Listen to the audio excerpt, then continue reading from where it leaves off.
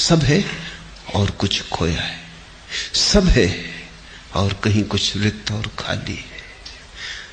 इसलिए अमीर आदमी पहली दफा पीड़ित होता है। गरीब की पीड़ा तो हजार बहानों में छिप जाती। वो कहता मकान होता तो सब ठीक हो जाता, मकान नहीं, वर्षा में छप्पर में छेद है, पानी गिर रहा है। छप्पर ठीक होता तो सब ठीक हो जाता। उसे पता नहीं कि ठीक छप्पर बहुतों के, कुछ भी ठीक नहीं हुआ है। उसके पास कम से कम एक बहाना तो है, अमीर के पास वो बहाना भी ना रहा। उस हालत में अमीर और गरीब हो जाता है। उसके पास बहाना तक करने को नहीं है कि वो किसी चीज पर अपनी पीड़ा को टांग दे और कह दे कि इसके कारण पीड़ा है। अकारण पीड़ा है। उस अकारण पीड़ा से ही धर्म का जन्म है। पीड़ा क्या है? पीड़ा ऐसी है जैसे कोई स्त्री गर्भवती हो, 9 महीने पूरे हो गए हों और बच्चा पैदा ना होता हो,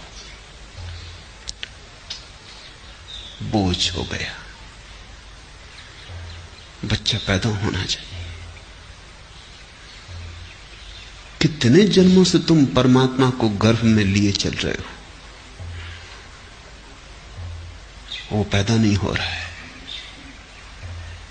यही पीड़ा है। ठीक पीड़ा को पहचान लेना रास्ते पर अनिवार्य कदम है।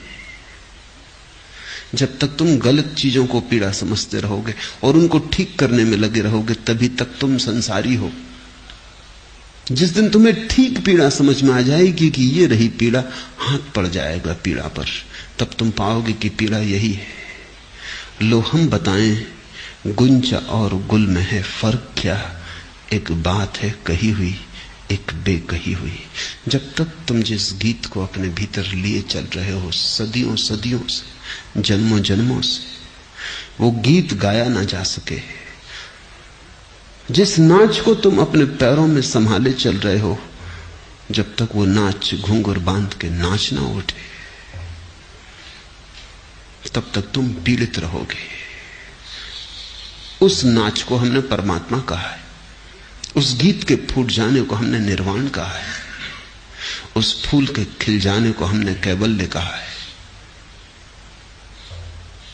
तुम्हारी कली फूल बन जाए, मुक्ति मोक्ष मंजिल आ गई।